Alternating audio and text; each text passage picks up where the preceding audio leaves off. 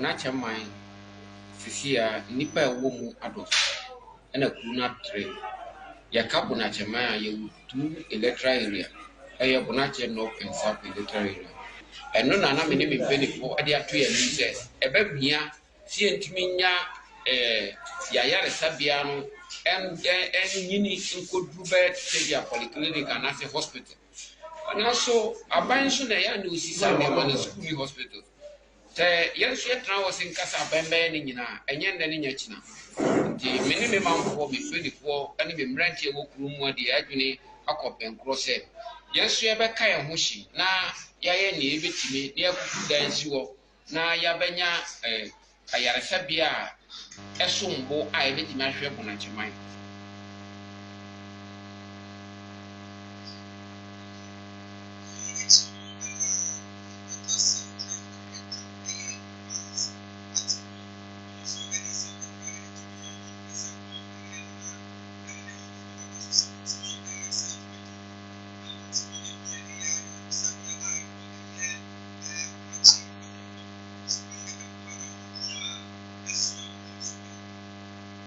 Of the Bonachel community is a laudable one, but development cannot come from only one sector. We need a collaborative effort to make things work. So for the youth to mobilize the community, get the support of the chiefs and elders and the religious groupings, it's a good one. All I would say is that this activity should not end here. We should all go and be ambassadors for this project.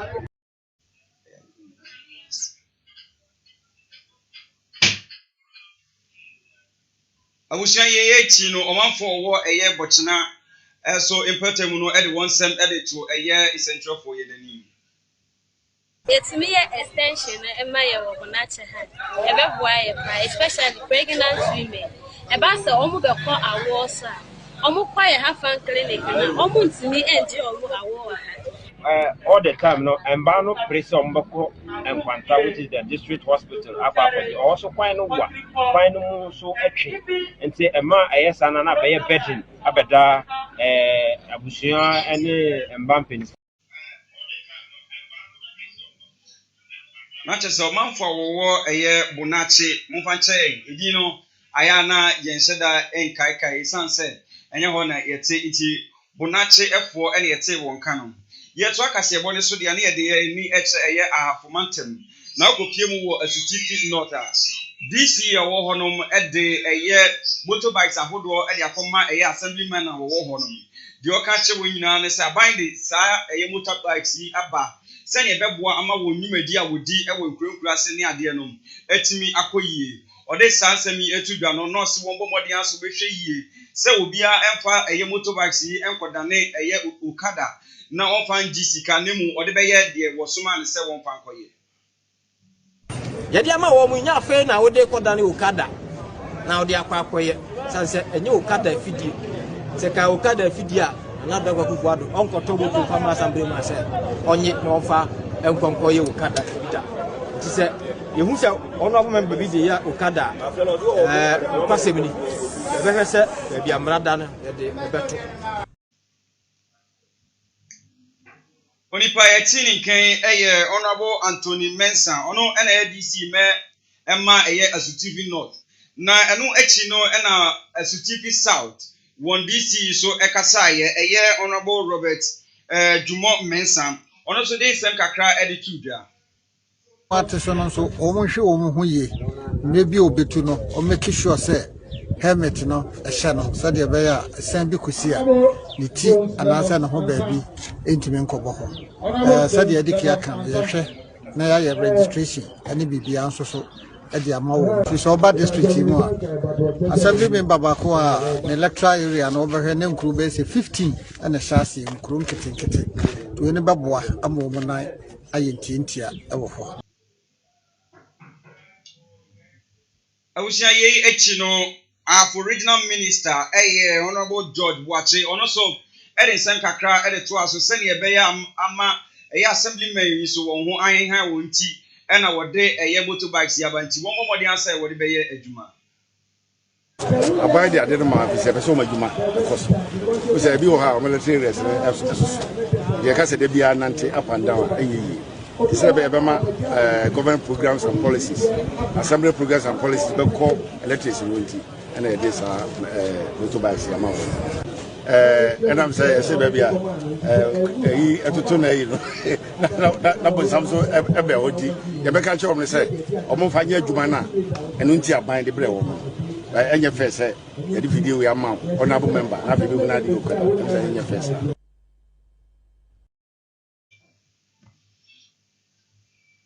Ghana National Fire Service Director Ewo Brekum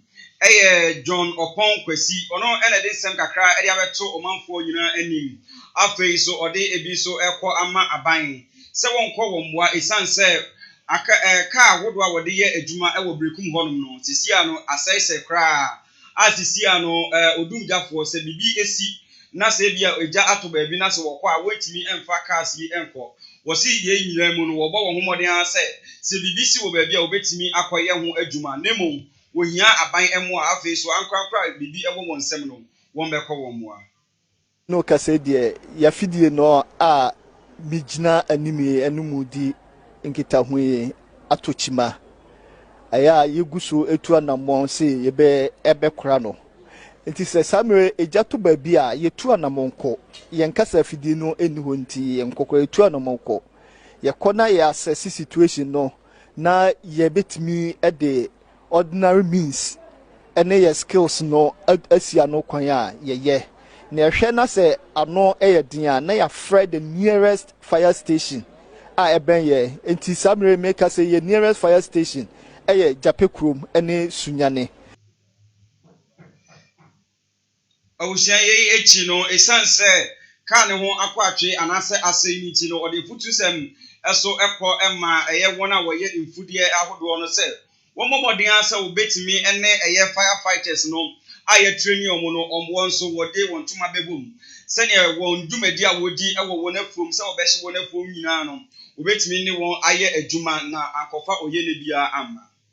ye wo fire volunteers ewo almost all the communities ya mo entete ekwan a omo befa so adi sa adwuma no ama akuafo sebe ya mo nso so mu betimi aklem asase ye besre mo se se o person o clear asase a obekwa ko hu sa fire volunteers na omo aba bedi dwuma na maw because omo anya sa nimdie no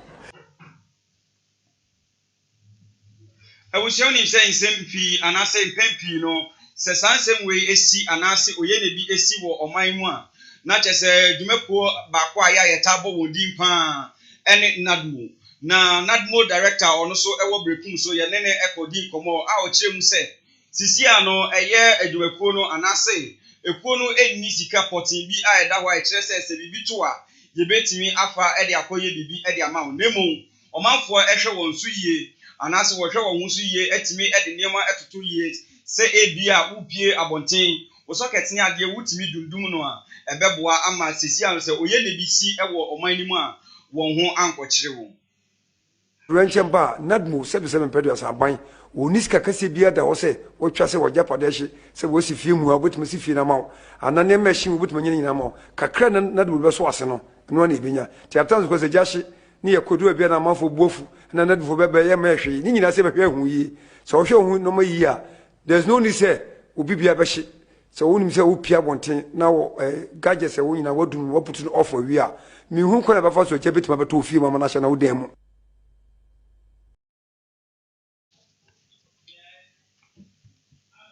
Onipa yetini nken eye Brekum municipal nadmo director eye Kwadwo Ajekum ninkan ene yete ye no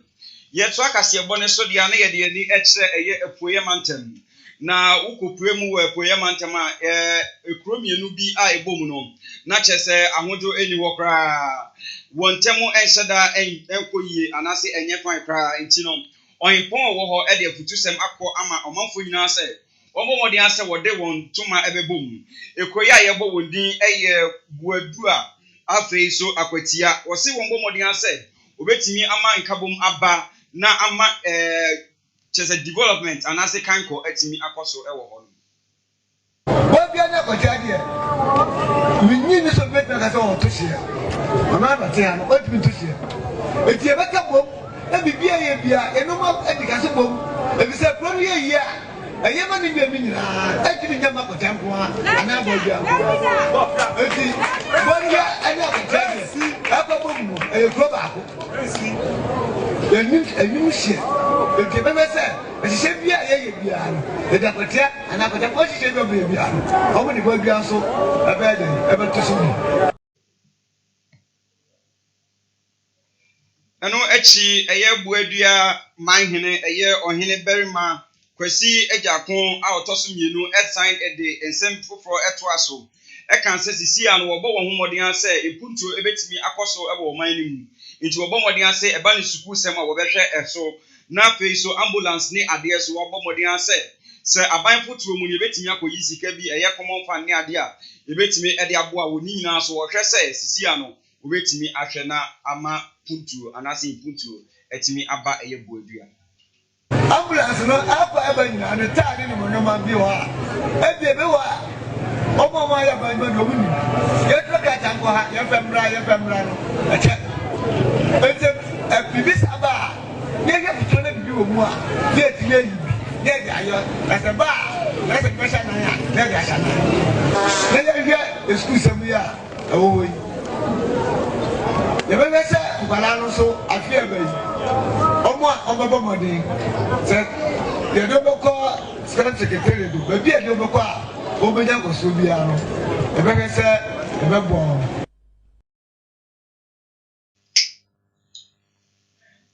oni pa ye tini ken eye ohene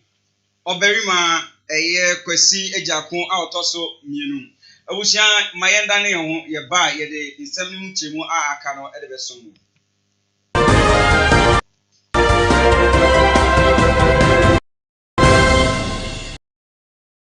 ade chemu nsem de nyankopon nanim ne mu nsem ne nade yo de minu mienu e na ya ye di huduma pa enti no nsem a esi anajo esi anwumre amache ene de keka nyina no York morning ya boa no se kasebo ebi so eye paper review ai de ba besonwo bo wode asa obe hia eye me okamafo Clement ene ma bedafo ewo York morning so every Monday up to Friday eye 6 am na fe yemfa insema asi wo manim nyina emesonwo ye bekọ amama nyina so ye bekọ epoye ne atoye ba bibiara asem no hye no ye de beba na afe minu mienu ya dwendwen ho na wahu oman no ne kanko ene ne bobre ba bia asi afa Shiamen na yendwen oman no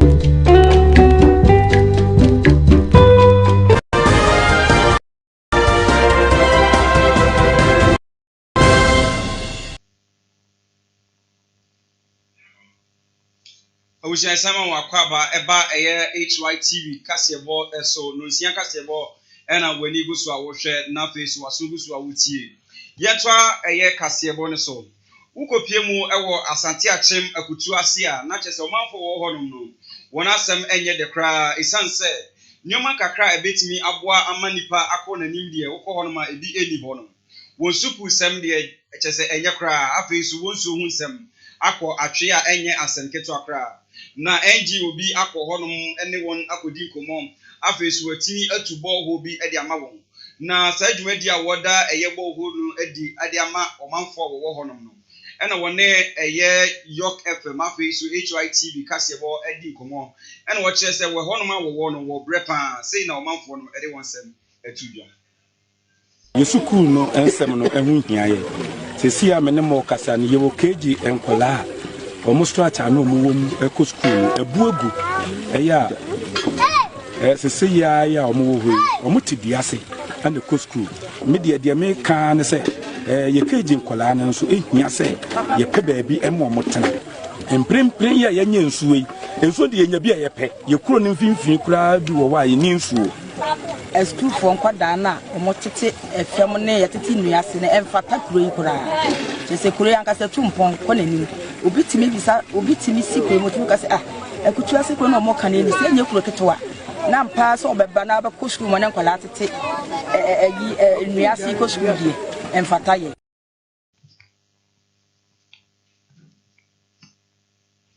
eno echi na opinion ogina eye NGO yi ananmu eso ede ne sem etudwa ekire se wo eye dwumadi ahodo bebre wo de ba eye asante achim ho no mti no omanfo enya abotire na wontwe yedi kan aye first project ede ama omanfo mo asante achim no specifically ekutu asete ni se eje bebre wo ho no ma ebetima yedi ede aboaboa ada communities ne ada areas ene so ye ne anabo ko de management ede na media to the chair of the board of trustees for Vidya GOT and the base in UK Dr. Pamela Kausha tona kuma so a nto o pepa with my baby niama e aboa ma e bibrim han so yeso yasebe eno echi ena opinion a ogina eye oman no anim anase wonanan mu eje sa anyema yi eye former MP Emma eye asante achim ewofo eye kwadwo ba agiman ono ena ode ensem kakra ede tudwa se wonani asopa nemu wo hwe bebre ede afi eye NGO fo yo omo ye NGO afa na ndo mani eche Africa na nyame adom se ebe ye nkofo a yini mom ntino ye mani enso ya ensia we ye just the first project we was sanjachi we are sure say ansana in the next 3 months we are sure move from Swasio or another community. Near Yakache, Omombanya soon for so I will be using a mechanical. It's almost I wish Regina a year asante achim for one incense me so na afi ye de kaseboni nyina aba na wiye na mameka we say insem bi ID kasebo mu akotini ebi ene say ye kofie mu ewo eye brekum na okopie mu obrekum dia na chese Ghana National Fire Service for insem a wode efi wona kache eba ne say wonka wode ye adwuma no sisi ano asai intini obi efre won say eja ato ba bia wontimi emfaka yi enko nemu wonante kwa de obetimi aye no na waye ewo honom yesan so ede ye ni ekire eye buabia importem honom na ohimpon a wo ho eye ohene berima kwasi ejakon a otoso mienu ono ene nene mamfo wa kan wontuma abomu a chese wo bomode ase eye community clinic wo ho no chese wo betimi aboa na bibia akoyi abusiansem bi ai kan yenim ho ai doso pa ena ye de besomo ewo ye HYTV so eye no sia kasebo eso okenkan for me okamafo clinic na me ka wo say eye Hanyok Estate afi so Adons Boutique ena so yasna ye de kasebo ni nyina eboa wo de ebesomo me ka wo say crew ni nyina eboa me ema me de kasebo ni nyina de ebesomo ye wo no dasende